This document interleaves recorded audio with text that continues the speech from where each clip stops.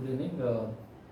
Competitive ఎగ్జామ్స్లో మనకి ఎక్కువగా వచ్చే క్వశ్చన్స్ కొన్ని డిస్కస్ చేద్దాం ఈరోజు. గత వీడియోలో నేను చెప్పాను, మనంతా ఒక ఎగ్జామ్ ప్రిపేర్ అవుతున్నప్పుడు చాలా మెటీరియల్ చదువుతూ ఉంటాము. బట్ డిఫరెంట్ మెటీరియల్స్ చదవటం వల్ల మనం ఏది చదవాలో ఎలా చదవాలో తెలియక చాలా ఇబ్బందులు పడుతుంటారు. సో అలాంటి ఇష్యూస్ ఏవి రాకుండా మనం ఎలా ఇంపార్టెంట్ ఎక్స్పెక్టెడ్ క్వశ్చన్స్ అనేవి మీతో డిస్కస్ చేద్దాం ఉద్దేశంతో ఈ వీడియో చేస్తున్నాను. Okay, first I think politics సంబంధించి ఒక విషయం మనం చూద్దాం. ఇదేంటంటే ఈబీసీ రిజర్వేషన్ సంబంధించి. సో ఇది గవర్నమెంట్ ఆఫ్ ఇండియా ఒక 10% రిజర్వేషన్ అనేది ఎవరైతే ఎస్సీ, ఎస్టీ, ఓబీసీ కేటగిరీస్ కాకుండా బయట ఉంటారో అలాంటి వాళ్ళకి ఎకనామికల్ బ్యాక్వర్డ్ క్లాసెస్ అని చెప్పి ఈ 10% రిజర్వేషన్ అని తీసుకోవడం జరిగింది. సో ఇదేంటంటే బ్రాహ్మిన్స్, రాజ్పుట్స్, జాట్స్, మరాఠాస్, అలాగే భూమిహార్స్, వైశ్యాస్, అలాగే మన ఏరియా చూసుకుంటే కమ్మ, కాపు, రెడ్డి, క్షత్రియ ఇలాంటి కేటగిరీస్ వాళ్ళకి ఈ 10% ఈబీసీ రిజర్వేషన్స్ అనేది వర్తిస్తున్నారు. మళ్ళీ అది రిపీట్ అయ్యా, Brahmins, Rajputs, Jats, Marathas, Bhumihars and Vaishyas, Kammas, Kapu, Reddy, finally Kshatriya. So ఈ కేటగిరీ వాళ్ళకి ఈబీసీ రిజర్వేషన్స్ కల్పించాలనే ఉద్దేశంతో గవర్నమెంట్ ఆఫ్ ఇండియా ఈ ఎకనామికలీ వీకర్ సెక్షన్ క్రైటీరియా ప్రకారం ఎవరైతే ఎడ్యుకేషన్ అండ్ ఎంప్లాయ్మెంట్లో వెనుకబడి ఉంటారో అటువంటి వాళ్ళకి ఈ 10% రిజర్వేషన్ అనేది తీసుకురావడం జరిగింది. ప్రస్తుతం ఎస్సీ, ఎస్టీ, బీసీలకి మనం 49%, 5% రిజర్వేషన్ అనేది మనం కల్పిస్తున్నాం. దీనికి అదనంగా ఇంకో 10% అంటే 59.5% రిజర్వేషన్ అనేది ఈ రీసెంట్గా వార్తల్లో వచ్చిన బీహార్ గవర్నమెంట్ 70% చేసింది. దాన్ని సవాల్ చేయడం జరిగింది. సో దానికి ఇంకా కేసు అనేది వాయిదా పడింది. చూద్దాం ఇంకా ఏం జరుగుతుందో. బట్ ప్రస్తుతానికి మనకి మన భారతదేశంలో ఉన్నటువంటి మ్యాక్సిమం రిజర్వేషన్స్ 59.5%, ఆల్మోస్ట్ 60% అనేది రిజర్వేషన్స్ ఉన్నాయి. సో ఇది రాజ్యాంగం కల్పించిన హక్కు కాబట్టి 103rd కాన్స్టిట్యూషనల్ అమెండ్మెంట్ యాక్ట్ అంటే 101వ సవరణ చేస్తూ ఆ చట్టం చేస్తూ ఆర్టికల్ 124ను సవరణ చేశారు.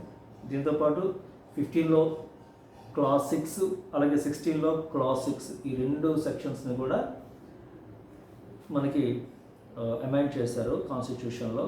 So this is about polity issue. And మనం కొత్తగా చూసుకుంటే మన ఆంధ్రప్రదేశ్కి చీఫ్ ఎలక్షన్ కమిషనర్గా వివేక్ యాదవ్ గారు జూలై 14, 2024లో నియమించబడ్డారు. So it's appointment. This is also related to polity.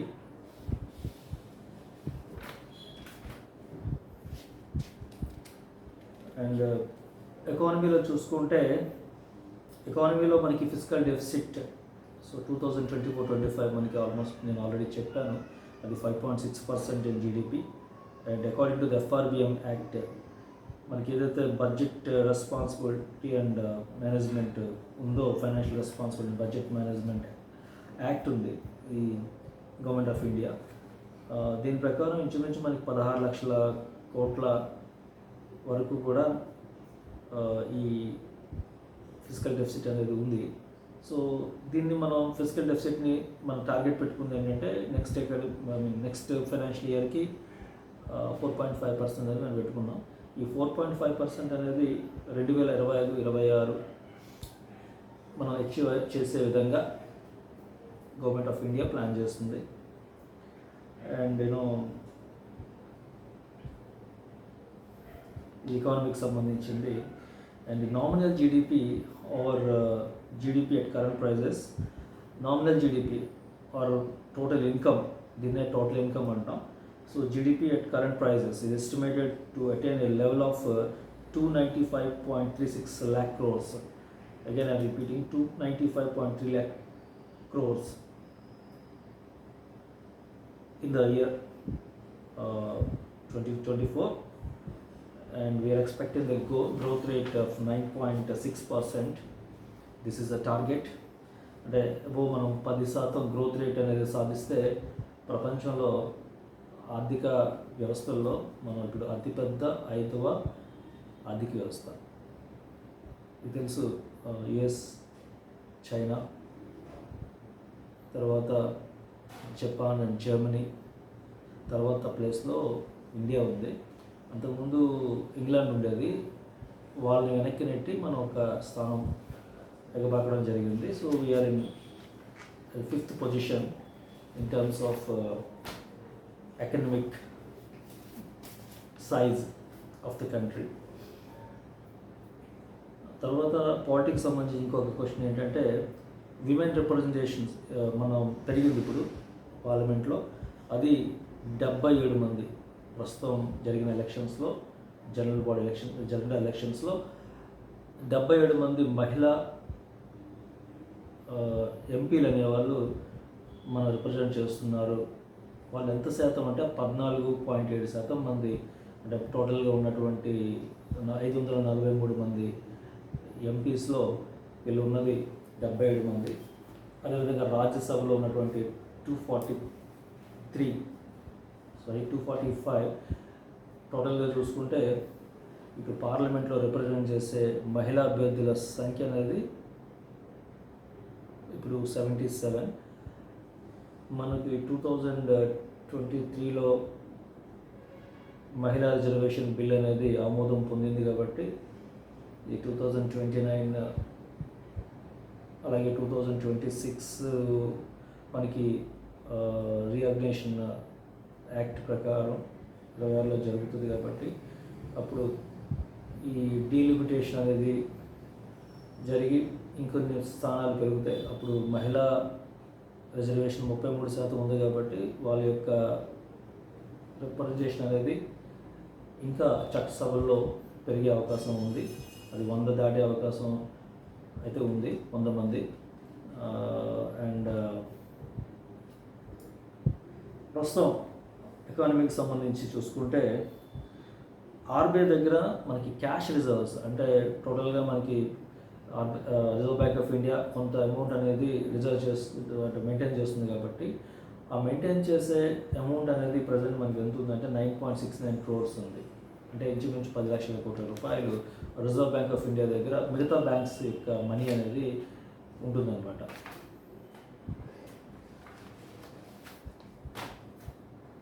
ఇప్పుడు నేను డిస్కస్ చేస్తున్నవన్నీ కూడా మోస్ట్ ఎక్స్పెక్టెడ్ క్వశ్చన్స్ అండి కాంపిటేటివ్ ఎగ్జామ్స్లో. అండ్ ఎకానమీకి సంబంధించి ఇంకొకటి చూద్దాం. ఇండియా స్టాండర్డ్ జీడిపి రేట్ అనేది ఇప్పుడు 7% అనమాట. ఇది మనం గత కొన్ని ఫైనాన్షియల్ ఇయర్స్ చూస్తే 7.2% నుంచి ఇంచుమించు ఈ స్టాండర్డ్ గ్రోత్ రేట్ అనేది ఇండియాకి రెగ్యులర్గా నమోదవుతుంది.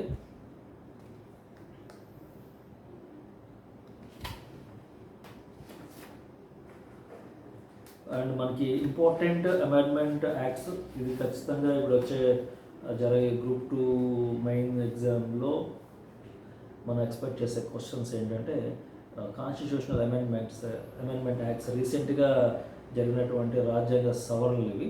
ఈ సవరణకు సంబంధించి మనకి 101 కాన్స్టిట్యూషనల్ అమెండ్మెంట్ యాక్ట్ ఉంది. ఈ కాన్స్టిట్యూషనల్ అమెండ్మెంట్ యాక్ట్ ఏంటంటే జిఎస్టీకి సంబంధించి. సో జిఎస్టీ గురించి ఆల్రెడీ మనం చెప్పుకున్నాం. అది July 1st, 2017 నుంచి మనకి అమల్లోకి రావడం జరిగింది. అసలు జిఎస్టీ అనేది ఏంటంటే it's a dual taxation system. ఈ డ్యూయల్ టాక్సేషన్ సిస్టమ్ అనేది ప్రపంచంలో కెనడా అనేది ఫాలో అయ్యింది, అది మనం అడాప్ట్ చేసుకున్నాము. And one more important thing ఏంటంటే అసలు జిఎస్టీ అనేది ఫస్ట్ టైం ఏ కంట్రీ ఆల్రెడీ డిస్కస్ చేసుకున్నాం మనం. ఫస్ట్ ఫ్రాన్స్ దేశం ఈ జిఎస్టీని తీసుకురావడం జరిగింది. ఫ్రాన్స్ తర్వాత మన దేశంలో the first state to adopt GST అంటే అస్సాం. Very important. ఇది ఫస్ట్ టైం జిఎస్టీని తీసుకొచ్చినటువంటి స్టేట్ ఏది అంటే అస్సాం తీసుకొచ్చిన తర్వాత ఈ సిస్టమ్ అనేది మొత్తం జిఎస్టీ సిస్టమ్ అనేది అన్ని ట్యాక్సెస్ అనేవి అబాలిష్ చేసి ఒక కామన్ ప్లాట్ఫామ్ అనేది తీసుకురావడం జరిగింది. అంటే అబాలిష్ చేయడం అంటే కొన్ని పక్కన పెట్టి ఆల్మోస్ట్ మనకి ఈ జిఎస్టీని తీసుకొచ్చి ఈ జిఎస్టీలో 3 రకాలైనటువంటి 3 టైప్స్ ఆఫ్ జిఎస్టీస్ అనేది తీసుకురావడం జరిగింది. అందులో ఫస్ట్ వన్ ఏంటంటే సెంట్రల్ జిఎస్టీ, అలాగే రెండోది స్టేట్ జిఎస్టీ, ఇక మూడోది ఇంటిగ్రేటెడ్ జిఎస్టీ. సో ఈ జిఎస్టీ అనేది మనకి ఒక 5 స్లాబులుగా తీసుకురావడం జరిగింది. 5 స్లాబులుగా ఏంటి 5 స్లాబులు అంటే మనకి 0% నుంచి 5% వరకు ఒకటి ఉంటుంది 5 స్లాబ్. అండ్ నెక్స్ట్ రెండో స్లాబ్లో 12%, తర్వాత 18%, తర్వాత 28% అనేవి మనకి స్లాబ్ రేట్స్ అనేవి ఉంటాయి. సో ఈ స్లాబ్స్లో ఈ జిఎస్టీలో మన రీసెంట్గా వచ్చినటువంటి 2023 డిసెంబర్ నాటికి మన దగ్గర ఉన్నటువంటి సమాచారం ఏంటంటే ఈ జిఎస్టీ గ్రోత్ రేట్లో మన తెలుగు రాష్ట్రాలకు సంబంధించి తెలంగాణ 14% గ్రోత్ సాధిస్తే ఏపీ 11% గ్రోత్ మాత్రమే రికార్డ్ అయింది. దీన్ని బట్టి చూస్తే మన భారతదేశంలో ఉన్నటువంటి అన్ని స్టేట్స్ కూడా +1% జిఎస్టీ వసూళ్లలో లేదా గ్రోత్ మనకు చూపిస్తే ఒక్క ఆంధ్రప్రదేశ్ మాత్రమే 1%, అంటే 2% నుంచి గ్రోత్ రేట్ తక్కువ వచ్చింది. యావరేజ్గా అన్నీ కూడా 14%లో తెలంగాణ స్టేట్ అనేది ఉంటే మన స్టేట్ మాత్రం ఓన్లీ 11%. చూడండి, తెలంగాణ స్టేట్ 14%, ఆంధ్ర స్టేట్ వచ్చేసరికి 11%. సో ఈ విధంగా చెప్పాలంటే మనం ఇంచుమించు ఈ కలెక్షన్స్లో వెనకబడి ఉన్నాము. మనకి జిఎస్టీ అప్లైడ్ ప్రిన్సిపల్ బెంచ్ అనేది 2024లో ఢిల్లీలో ఏర్పడిందండి. ఇవి ఎస్టాబ్లిష్ చేయడానికి కారణం ఏంటంటే జిఎస్టీకి సంబంధించి ఏమైనా లోటుపాట్లు ఉంటే దాన్ని సరిదిద్దడానికి. సో ఇది established by the union finance department by the notification. So finance department వాళ్ళు దీన్ని ఏర్పాటు చేశారు on the recommendations of the GST council. And one more thing అడుగుతాను, మీకు క్వశ్చన్ అడుగుతాను. జిఎస్టీ కౌన్సిల్కి చైర్పర్సన్గా ఎవరు ఉంటారు? జిఎస్టీ కౌన్సిల్కి చైర్పర్సన్ ఎవరు? ఆన్సర్ టు మై క్వశ్చన్ ఏమైనా ఉంటే కామెంట్లో చెప్పండి. GST commission or GST council recommendations వల్ల ఈ జిఎస్టీ అప్లైడ్ ప్రిన్సిపల్ బెంచ్ అనేది ఏర్పాటు చేశారు. అండ్ 2019లో యూనియన్ క్యాబినెట్ దీన్ని ఆమోదం తెలిపింది. సో దానికి ఎవరు ఉంటారంటే ఇట్ కంప్రైజెస్ ఆఫ్ ఒక ప్రెసిడెంట్ ఉంటాడు, 1 technical member from each state and union government. So ఈ విధంగా ఒక జిఎస్టీ అప్లైడ్ ప్రిన్సిపల్ బెంచ్ అనేది మనకి ఏర్పాటు అవడం జరిగింది. సో ఇంకో ఇంపార్టెంట్ ఏంటంటే మన కంట్రీలో కరెంట్ అకౌంట్ డెఫిషియన్సీ, కరెంట్ ఖాతా లోటు ప్రస్తుతానికి మనం ఒక విధంగా చెప్పాలంటే మిగతా దేశాలతో పోల్చుకుంటే సేఫ్గా ఉన్నాం. మన కరెంట్ అకౌంట్ డెఫిషియన్సీ అనేది కేవలం 1% మాత్రమే ఉంది. ఇది according to the Goldman socks అనే ఒక రేటింగ్ సంస్థ దీన్ని ఇచ్చింది.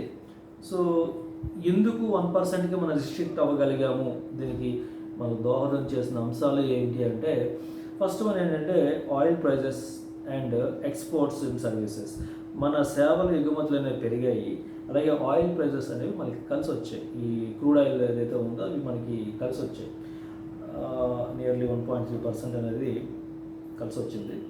అండ్ ఆయిల్ ప్రైజెస్ అనేసరికి మనకి 18% డౌన్ అయ్యాయి అన్నమాట. ఒక 18% వరకు తక్కువ రావడం వల్ల మనం ఈ సిఐడి అనేది మనం అదుపులో ఉంచగలుగుతాం. ఇంకోటి ఏంటంటే ఫెడరల్ రిజర్వ్, ఏదైతే యుఎస్కి సంబంధించి ఫెడరల్ రిజర్వ్ ఉందో ఈ ఫెడరల్ రిజర్వ్ యొక్క పాలసీస్ అనేవి మనకి అనుకూలంగా ఉన్నాయి. సో ఈ రీజన్స్ వల్ల మనం సిఐడి అనేది ఓన్లీ 1%కే కట్టడి చేయగలిగాము. సో ఇంకోటి ఏంటంటే గోల్డ్ ఇంపోర్ట్స్ మనకి పెరిగాయి. ఇంపోర్ట్స్ పెరిగినా సరే ఆయిల్ ఇంపోర్ట్స్ బిల్లు భారం అనేది తగ్గిపోయింది మనకి. గోల్డ్ ఇంపోర్ట్స్ మనకి ఖచ్చితంగా ఎప్పుడు కూడా గోల్డ్ ఇంపోర్ట్స్ మనం ఎక్కువ చేసుకుంటూ ఉంటాం. అయితే ఈ ఆయిల్ 18% డౌన్ అవ్వడం, ఈ ఆయిల్ బిల్ భారం, ఇంపోర్ట్స్ భారం అనేది మనకి తగ్గడం వల్ల ఈ బ్యాలెన్స్ అనేది మనం చేయగలిగాం. ఇంబ్యాలెన్స్ అనేది లేదు. సో బ్యాలెన్స్ చేయగలిగాము. అలాగే సర్వీస్ ఎక్స్పోర్ట్స్ అనేవి ఎక్కువయ్యాయి, పెరిగాయి. ముఖ్యంగా సర్వీస్ ఎక్స్పోర్ట్స్ అంటే సాఫ్ట్వేర్ ఎగుమతులు అనేవి పెరిగాయి. సేవల యొక్క ఎగుమతులు అన్ని రంగాల్లో కూడా చూసుకుంటే పెరిగాయి.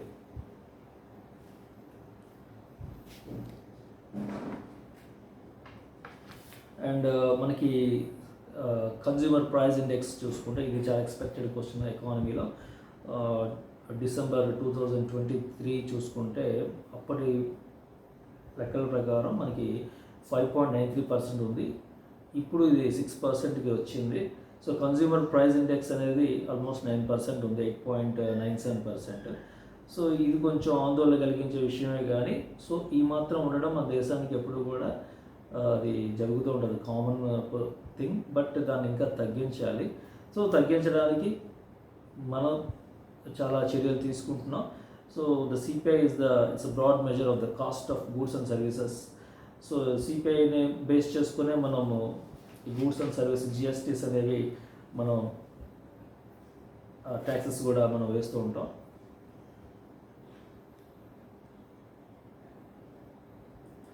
అండ్ ఇంకొక విషయం, ఎలక్షన్స్కి సంబంధించి మనకి ఎలక్టోరల్ బాండ్స్ అనేవి వచ్చాయి. ఈ ఎలక్టోరల్ బాండ్స్ అనేవి మనకి స్టేట్ బ్యాంక్ ఆఫ్ ఇండియా అనేది ఇష్యూస్ చేసింది. ఈ ఎలక్టోరల్ బాండ్స్ ఎలక్షన్స్ టైంలో కొనుగోలు చేసే వాళ్ళకి ఏంటి లాభాలు అంటే, అండర్ ఐటీ యాక్ట్ ప్రకారం donors will get tax exemption under section 80GG. So ఈ సెక్షన్ 80GG కింద, అలాగే సెక్షన్ 80GGB కింద కొన్ని ఎగ్జామ్షన్స్, ట్యాక్స్ ఎగ్జామ్షన్ అనేవి వస్తాయి. సో ఇది కూడా ఎక్స్పెక్టెడ్ క్వశ్చన్. ఇంకా ఏమైనా విషయాలు ఉంటే దీని గురించి మీరు ఒకసారి గూగుల్లో సెర్చ్ చేయండి.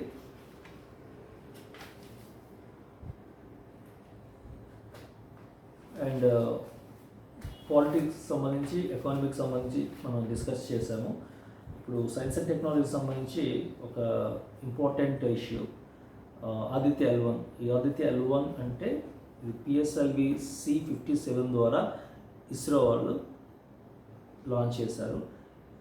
దీంట్లో లగ్రేంజియన్ పాయింట్ ఆర్ లగ్రేంజియన్ పాయింట్, ఈ పాయింట్ ఏంటంటే సూర్యుడిని మనం అధ్యయనం చేయడానికి, టు స్టడీ ద సన్, మనకి ఎటువంటి అబ్స్టాకల్స్ లేనటువంటి పాయింటే ఈ లగ్రేంజియన్ పాయింట్. ఈ లగ్రేంజియన్ పాయింట్ దగ్గర మనం లాంచ్ చేసే శాటిలైట్ అనేది ఎటువంటి మూన్ కానీ రివాల్వ్ అవుతున్నప్పుడు ఆ మూన్ యొక్క ఇంపాక్ట్ అనేది ఈ శాటిలైట్ పైన పడకుండా దీన్ని ఆ పాయింట్లో మనం పెట్టగలిగాం. సో ఇదేంటంటే 1.5 మిలియన్ కోట్ల 1.15 crores కిలోమీటర్స్, 1.5 బిలియన్ కిలోమీటర్స్ ఈ పాయింట్లో పెట్టి మనం సూర్యుడి గురించి ఏం నేర్చుకోవాలనుకుంటున్నాం అనేది చాలా ఇంపార్టెంట్. ఇది ఆల్మోస్ట్ సూర్యుడికి సంబంధించి టు స్టడీ ద కరోనా ఫోటోస్ఫియర్, సూర్యుడి చుట్టూ ఉన్నటువంటి కరోనా అనే ఒక పొర ఉంటుంది కదా, ఈ పొర, ఆ ఫోటోస్ఫియర్ అంటారు దాన్ని, దాని గురించి అధ్యయనం చేయడం. ఇంకొకటి దాని చుట్టూ ఉండేటువంటి క్రోమోస్ఫియర్, ఈ రెండింటిని అధ్యయనం చేసి, అండ్ ఆల్సో ఆ సోలార్ విండ్స్ ఉంటాయి కదండి, సౌర గాలులు లాంటివి, అలాగే అక్కడ సైక్లోన్స్, అంటే ఏ సైక్లోన్స్ వస్తాయి ఇక్కడ, సోలార్ సైక్లోన్స్. సో ఆ సోలార్ సైక్లోన్స్, అలాగే మ్యాగ్నెటిక్ ఫీల్డ్స్ గురించి, అంటే అట్మాస్ఫియర్, అవుటర్ అట్మాస్ఫియర్ ఎలా ఉందని మనం స్టడీ చేయబోతున్నాం. సో ఇది ఆల్రెడీ లాంచ్ అయింది సక్సెస్ఫుల్గా. ప్రస్తుతానికి సూర్యుడికి సంబంధించిన విషయాల్ని ఎప్పటికప్పుడు ఇస్రో వాళ్ళకి ఈ శాటిలైట్ చేరవేస్తుంది. ఈ లాంచ్ వెహికల్ పేరు అడిగితే గుర్తుపెట్టుకోండి, PSLV C-57. అండ్ ఇది ఎక్కడి నుంచి లాంచ్ చేశారంటే సతీష్ ధావన్ స్పేస్ స్టేషన్ నుంచి లాంచ్ చేశారు, షార్ నుంచి. ఇంకొక సైన్స్ అండ్ టెక్నాలజీ సంబంధించి INS అగ్రిహాత్. ఈ INS అగ్రిహాత్ అనేది it's India's second nuclear powered ballistic missile submarine. అంటే బాలిస్టిక్ మిసైల్ను మోసుకెళ్ళే సామర్థ్యం ఉన్నటువంటి ఒక సబ్మెరైన్ ఇది. And it is second nuclear powered. ఇది న్యూక్లియర్ పవర్తో నడిచే ఒక జలాంతర్గామి submarine. So it's an upgraded version of Arihant. మనకి అరిహంత్ వెర్షన్ ఉంది కదా, దాన్ని అప్గ్రేడ్ చేసి క్లాస్ 1 సబ్మరీన్ కింద దీన్ని మార్చారనమాట. And it's being build under the advanced technology vessel ATV technology ఉపయోగించి ప్రాజెక్ట్ అనేది ఎక్కడ తయారు చేస్తున్నారంటే మన ఆంధ్రప్రదేశ్లో విశాఖపట్నంలో తయారు చేయబడిన ప్రాజెక్టు. ప్రస్తుతానికి ఇది ప్రాసెస్లో ఉంది అండ్ ఇది ఎక్స్పెక్టెడ్ టు కమిషన్ 2024 అండ్ ఇది ఐఎన్ఎస్ అగ్రహాత్కి సంబంధించింది.